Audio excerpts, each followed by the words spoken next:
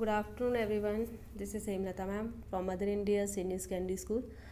Students, yesterday we have started how we can write an advertisement. तो last day हमने जो discuss किया था कि हम एडवर्टीज़मेंट जो है उसे कैसे राइट कर सकते हैं. Now I will continue this topic same. तो इस टॉपिक को ही मैं बच्चे आप लोगों के साथ इसको ही कंटिन्यू करूँगी. और कंटिन्यू करने से पहले बच्चे आपके साथ जो मेन पॉइंट्स मैंने आप लोगों के साथ डिस्कस किए थे इसके कि एडवर्टीज़मेंट लिखने का जो फॉर्मेट होता है वो क्या होता है, तो वो मैं एक बार फिर से आप लोगों के साथ डिस्कस करूँगी. बिकॉज़ कई बार होता है कि स्टूडेंट्स जो है न्यू टॉपिक सुनते हैं तो उनको पीछे फिर याद नहीं रहता कि कौन सा टॉपिक हमने किया था. तो क्या इसका फॉर्मेट क्या है, क्या मेन पॉइंट है. तो एडवर्टीज़मेंट आपको पता है कि फ़ाइनल एग्ज़ाम के लिए हम रेडी कर रहे हैं. तो अभी जो सिलेबस है आपका उसमें तो ये नहीं आएगी. तो फाइनल के लिए जो आपको आएगी एग्ज़ाम में, फाइनल एग्ज़ाम में, तो ये आपकी होगी 4 मार्क्स की. तो एडवर्टीज़मेंट जो लिखने का फॉर्मेट होता है वो होता है कि सबसे पहले आपने एक बॉक्स जो है वो बनाना है. बॉक्स इसके लिए कंपलसरी है. देन आपकी जो एडवर्टीज़मेंट है ये it will not more than 50 words. तो ये 50 वर्ड्स से ज़्यादा नहीं होगी, ठीक है, उससे ज़्यादा नहीं होनी चाहिए. और दूसरा कि उसके बाद जो आपने जब बॉक्स रेडी कर लिया तो जो जिस चीज़ के लिए आप लिख रहे हो, ठीक है, जो भी आपको एडवर्टीज़मेंट दी गई है, बोली गई है, वो आपने ऊपर मेंशन करना है. अगर आपको सेल के लिए बोला गया है तो आपने ऊपर सेल लिखना है. अगर आपको परचेज़ के लिए बोला गया है आपने परचेज़ लिखना है. अगर कोई चीज़ मिसिंग है तो आप हेडिंग में मिसिंग दोगे, ठीक है. अगर कुछ टू लेट है, आपने कुछ जो है वो किराए पे देना है तो आप टू लेट लिखोगे. अगर आपने कोई चीज़ किराए पे लेनी है तो आप एकोमोडेशन वांटेड लिखोगे वहाँ पर. तो इन चीज़ों का आपने ध्यान देना है. अगर किसी कंपनी कोई एडवर्टीज़मेंट दे रही है तो वो क्या लिखेगी, वो लिखेगी उसके सिचुएशन वेकेंट, ठीक है. कंपनी कोई दे रही है, स्कूल कोई दे रहा है तो सिचुएशन वेकेंट लिखेगा. तो ये आपने मेन हेडिंग जो है वो ऊपर देनी है. जब आप एक बॉक्स रेडी कर लोगे ऊपर आपने मेन हेडिंग देनी है. जिस तरह का क्वेश्चन पूछा होगा उसी के अकॉर्डिंग आपने मेन हेडिंग देनी है. और मेन हेडिंग जो आप लोग दोगे वो आप लोग दोगे कैपिटल लेटर्स में. और साइज़ जो है वो आपका थोड़ा सा बिग होना चाहिए. और कोशिश करना कि थोड़ा सा बोल्ड लिखो आप. बोल्ड हो तो वो ज़्यादा अट्रैक्टिव दिखेगा. देन उसके बाद जब आप स्टार्ट करोगे, स्टार्टिंग उसकी होगी वो अकॉर्डिंग टू आपका जो क्वेश्चन होगा उसके अकॉर्डिंग होगी. अगर तो आप लोगों ने सिचुएशन वैकेंट के ऊपर है तो वांटेड या रिक्वायर्ड से स्टार्ट करोगे. और वांटेड या रिक्वायर्ड जब आप स्टार्ट करोगे तो वो भी आपका कैपिटल लेटर्स में ही होना चाहिए. अगर आपके पास कुछ चीज़ अवेलेबल है, ठीक है, आपने रेंट पे कोई चीज़ देनी है, टू लेट है, ऊपर हेडिंग देनी है ना आपने टू लेट रेंट के लिए, तो आपने जब उसकी स्टार्टिंग करनी है तो आप कैसे लिखोगे, अवेलेबल, क्योंकि आपके पास वो चीज़ अवेलेबल है तो आप उसको किराए पे दोगे. तो आप स्टार्टिंग किससे करोगे, अवेलेबल से करोगे. और अवेलेबल जो लिखोगे वो भी आप कैपिटल लेटर्स में ही लिखोगे. तो बेटा उसके बाद जब आप उसकी क्लोजिंग करोगे तो क्लोजिंग में आपने कॉन्टैक्ट नंबर जो है वो ज़रूर देना है. एड्रेस दे सकते हो, कॉन्टैक्ट नंबर दे सकते हो, ईमेल आईडी दे सकते हो, तो वो आपने ज़रूर देनी है. तो इस तरह से आपका ये फॉर्मेट होगा कि आपने बॉक्स में लिखना है, 50 वर्ड से ज़्यादा नहीं होना चाहिए. ऊपर हेडिंग देनी है. स्टार्टिंग करोगे तो वो अकॉर्डिंग टू जो भी आपका क्वेश्चन होगा उसके अकॉर्डिंग आपने वर्ड वहाँ पे यूज़ करना है. तो उसके बाद क्लोजिंग जब करोगे आपने तो बॉक्स के अंदर ही करनी है, बाहर नहीं करनी. तो कॉन्टैक्ट नंबर जो है वो आपने देना है. देन देखिए बेटा इसमें क्वेश्चन है यो आपका, कल मैंने आप लोगों के साथ डिस्कस किया था ये कि जो सिचुएशन वैकेंट है तो उसको आपने किस तरह से लिखना है. तो स्टार्टिंग उसकी मैंने जैसे बताया अभी कि वांटेड से होनी चाहिए आपकी, ठीक है. सिचुएशन वांटेड कि कोई भी कंपनी जो एडवर्टीज़मेंट दे रही है, कोई भी स्कूल एडवर्टीज़मेंट दे रहा है, कोई भी एडवर्टीज़मेंट दे रहा है तो वो कैसे उसके अंदर पॉइंट जो है वो कौन से होने चाहिए. इसमें देखो ऑर्गेनाइजेशन का नाम देना है कि कहाँ पे पोस्ट है, वैकेंसीज़ कितनी है वो देनी है, ठीक है. कहाँ पर है, कौन सी पोस्ट के लिए अप्लाई करना है, किस पोस्ट के लिए आप दे रहे हो एडवर्टीज़मेंट वो आपने क्लियरली मेंशन करना है. एज आपने बतानी है कि कौन सी एज से लेकर कौन सी एज के बीच में होना चाहिए. उसके बाद आपका आ गया कि जैसे कैंडिडेट जो है मतलब जेंडर चाहिए आपको, जेंडर जो है मतलब मेल चाहिए फीमेल चाहिए वो आपने मेंशन करना है. देन उसके बाद क्वालिफ़िकेशन कितनी होनी चाहिए उसके लिए, पोस्ट के लिए वो आपने मेंशन करना है. कोई एक्सपीरियंस अगर आपको चाहिए कि एक्सपीरियंस बंदा होना चाहिए तो आपने वो भी मेंशन करना है. पे स्केल आप कितनी दे रहे हो वो आपने मेंशन करना है. कैसे वो पोस्ट कर सकते हैं, ईमेल आईडी के थ्रू ऑनलाइन वो कर सकते हैं, जहाँ मतलब पोस्टल एड्रेस के द्वारा कर सकते हैं, कैसे वो पोस्ट कर सकते हैं वो आपने बताना है। और लास्ट में अपने contact number, address, phone number जो है वो देना होता है। तो कल मैंने आप लोगों के साथ डिस्कस किया कि जैसे स्टेनोग्राफर की पोस्ट थी तो कहाँ पे थी, लीडिंग हाउस में थी। क्वालिफिकेशन जो है सिंपल वर्ड्स में देनी है। आपने लंबे लंबे सेंटेंसेस जो है उनका यूज़ नहीं करना, मीन्स कंप्लीट सेंटेंसेस आप नहीं लिखोगे। एज मेंशन करोगे, एज में भी आप कंप्लीट सेंटेंसेस नहीं दोगे, सिंपल आप एज लिखोगे। और कितनी एज होनी चाहिए वो आप लोग क्लियर करोगे। टाइपिंग है, टाइपिंग स्टेनोग्राफर है तो वो टाइपिंग ही करेगा, तो टाइपिंग बताने की उसकी स्पीड कितनी होनी चाहिए, पर वर्ड पर मिनट कितने होने चाहिए वो आपने बताने हैं। ठीक है, कंप्यूटर ऑपरेटर है तो उसको नॉलेज होनी चाहिए, कितना एक्सपीरियंस होना चाहिए वो आपने बताना है। तो इसी तरह से कोई टीचर होगा तो उसके एक्सपीरियंस बताना है कि कितने, हमें इतने एक्सपीरियंस वाला जो है उसको हम प्रेफरेंस देंगे, वो चीज़ें आपने बतानी है। उसके बाद आपने सैलरी जो है वो बतानी है। सैलरी बताने के बाद कि कैसे वो इस चीज़ पोस्ट के लिए अप्लाई कर सकते हैं वो आपने बायोडाटा देना है। जैसे इन्होंने कहा कि apply with complete biodata by 2 November. उसके बाद ईयर दिया हुआ है तो किसको करना है, सेक्रेटरी एक्सपोर्ट हाउस, एड्रेस दिया है और लास्ट में फ़ोन नंबर दिया गया है। तो ये थी सिचुएशन वैकेंट के ऊपर जो हमने कल डिस्कस किया था। बेटा इसमें देखिए सिचुएशन वैकेंट के लिए एक क्वेश्चन मैंने लाया है कि आपको किस टाइप का क्वेश्चन पूछा जा सकता है। जैसे इन्होंने कहा हुआ है कि you are principal of National Public School Jaipur.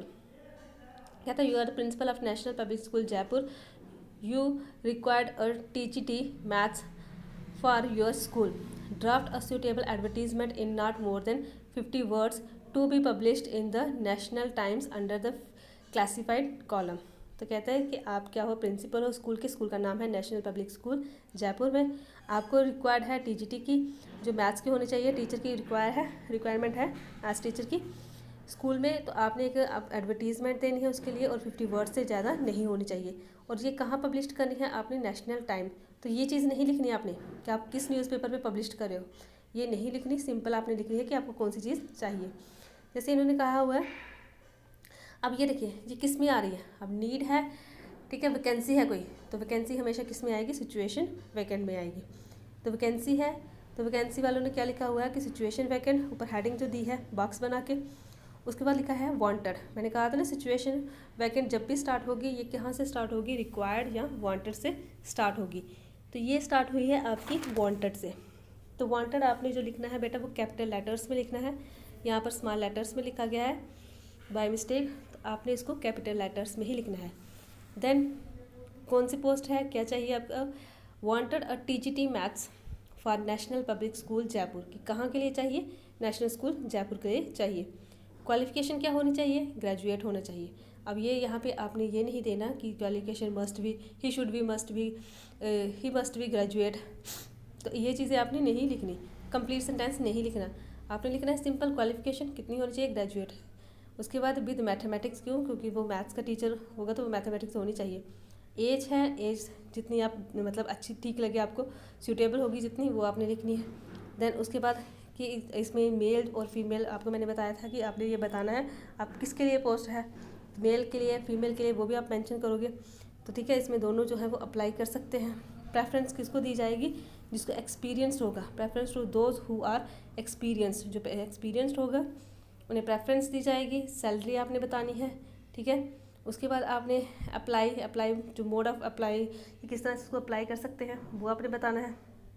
Apply with complete biodata to principal National Public School, इसमें आप फ़ोन नंबर भी ऐड कर सकते थे, आप ईमेल आईडी भी ऐड कर सकते थे।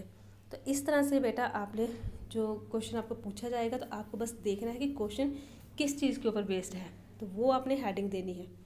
तो ये फॉर्मेट आपका सही होना चाहिए, अगर फॉर्मेट गलत हुआ तो आपके मार्क्स जो है वो डिडक्ट हो जाएंगे। तो फॉर्मेट देखो यहाँ पे क्या था, सिचुएशन वैकेंट क्यों आया, बिकॉज यहाँ पे एक वैकेंसी है और वैकेंसी स्कूल वालों को मैथ्स के टीचर की नीड है, तो वो वैकेंसी है यहाँ पर, तो उन्होंने की। तो यहाँ पे जो एडवर्टीज़मेंट होगी वो होगी सिचुएशन, मतलब जो स्टार्टिंग होगी इसकी हेडिंग जो होगी वो होगी सिचुएशन वैकेंट। स्टार्टिंग कैसे करनी है, वांटेड या रिक्वायर्ड से करनी है, तो वो कैपिटल लेटर्स में ही आपको लिखना है। अब देखिए नेक्स्ट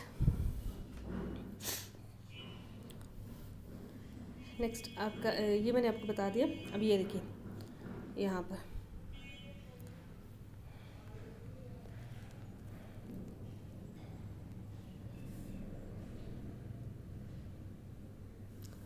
एजुकेशन से, सॉरी ये पहले कर लेते हैं हम। आगे देखिए सेल और परचेज के लिए। सेल और परचेज के लिए आपको पता है कोई चीज़ आपने सेल करनी है, कोई चीज़ आपने परचेज करनी है, तो उसका पूरा कंप्लीट डाटा आपके पास होना चाहिए। अगर तो आपको सेल चीज़ कर रहे हो तो आप अवेलेबल लिखोगे, ठीक है ना।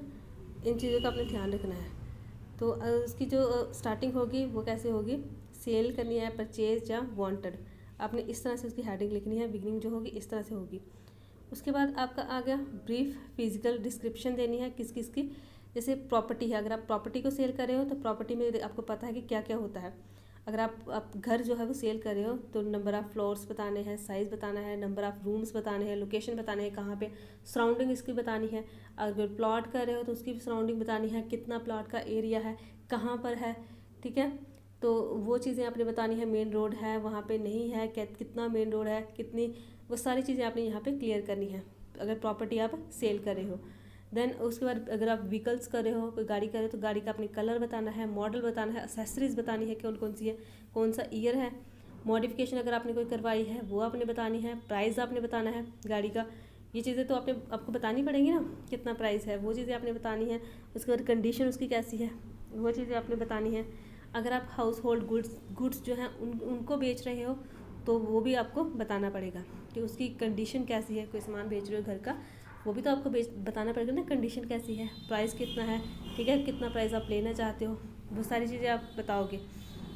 जैसे इन्होंने कहा हुआ है कि यहाँ पे सेल के लिए, आप सेल के लिए क्या है, अगर किराए पे है बेटा कोई चीज़, किराए का अलग मैंने कहा, अगर किराए पे आप लोग लेना चाहते हो, ठीक है, आपको घर चाहिए किराए पे, आप किसका यूज़ करोगे, एकोमोडेशन वांटेड। अगर आप किराए पे मतलब करना चाहते हो, कोई घर किराए पे देना चाहते हो तो आप लिखोगे टू लेट। उसके ऊपर भी मैं आपको बताती हूँ। तो पहले सेल का आप देख लीजिए। तो उसके बाद देखो सेल के ऊपर जैसे उसने कहा कि अवेलेबल इन संजय नगर, कि संजय नगर में एक फ्लैट है, DDA फ्लैट है, ग्राउंड फ्लोर है। आपने पूरी उसकी डिस्क्रिप्शन बतानी है ना, वो कैसा है, पूरी फिजिकल डिस्क्रिप्शन बतानी है उसकी, वो कैसा है। तो ग्राउंड फ्लोर है, 2 बेड्सरूम है, वहाँ पे बालकनी है अटैच्ड। उसके बाद ईस्ट फेसिंग है उसकी, कार पार्किंग अवेलेबल है यहाँ पे, पार्क फेसिंग है यहाँ पे, बेस्ट लोकेशन है इसकी, नियर भी मार्केट के पास है, मेट्रो स्कूल है यहाँ पे, बैंक है, हॉस्पिटल है इसके पास, ठीक है, रीजनेबल प्राइस है उसका। तो अगर आपको ख़रीदना चाहता है तो आप यहाँ पे कांटेक्ट कर सकते हो। यहाँ पे नेम एड्रेस दिया गया है, या मिस्टर सुरेश सिंह जो हैं उनको आप कांटेक्ट कर सकते हो। एड्रेस भी दिया गया है और मोबाइल नंबर भी दिया गया है। अगर कोई ईमेल आईडी आप ऐड करना चाहते हो आप वो भी कर सकते हो। तो इस तरह से बेटा सेल के लिए आप कर सकते हो। तो अवेलेबल, आपके पास कोई चीज़ है ना, आपने बेचनी है ना, अवेलेबल। अगर आप चाहते हो तो आपने वांटेड लिखना है। इन चीज़ों का बच्चे ध्यान रखना। देन उसके बाद आपका आ गया एजुकेशन का। तो एजुकेशन से रिलेटेड कोई भी आपका होगा तो आपने एजुकेशनल लिखना है। आपके जैसे कोर्स के लिए आप किसी को, आपको क्वेश्चन पूछा जा सकता है कि आप जहाँ पे कोई आपका इंस्टीट्यूशन है तो आप कोई कोर्स यहाँ पे ऑफर कर रहे हो, ठीक है, कि बच्चों को कोर्स करवाना है तो बच्चों को एडवर्टीजमेंट दे रहे हो, तो उसके लिए आप जब भी हेडिंग लिखोगे तो आपने क्या लिखनी है, एजुकेशनल। तो नेम ऑफ द इंस्टीट्यूशन इसमें आपने लिखना है, पास्ट रिकॉर्ड बताना है, ठीक है, कोर्सेस ऑफर करने हैं, ड्यूरेशन कितना होगा वो चीज़ें आपने बतानी है, एलिजिबिलिटी कितनी होनी चाहिए, criteria, detail of the admission, अगर कोई स्कूल वगैरह है वो सारी चीज़ें आपने बतानी है। अगर उसके लिए तो कोई दे रहे हो कि एडमिशन के लिए बोल रहे हो तो आपने पूरा बताना कि एडमिशन डेट कब से स्टार्ट है, कितनी फ़ी लोगे, वो सारी चीज़ें आपने इसमें एजुकेशन में बतानी है। और हेडिंग क्या लिखोगे उसकी, एजुकेशनल। तो इस तरह से बच्चे आप एजुकेशन से रिलेटेड लिखोगे। इस तरह से आपने फॉर सेल परचेज़ के लिए आपने लिखना है, ठीक है, वांटेड और अवेलेबल आप लिख सकते हो इसके लिए। उसके बाद आपका सिचुएशन वैकेंट जो है वो आप लिखोगे। तो जो मैंने आपको क्वेश्चन बताया है ये आप लिखोगे इस तरह से।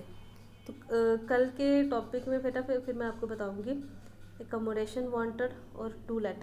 एकोमोडेशन वांटेड के बारे में एक सिंपल वर्ड्स में आपको ऐसे ही बता देती हूँ कि एकोमोडेशन वांटेड क्या होता है।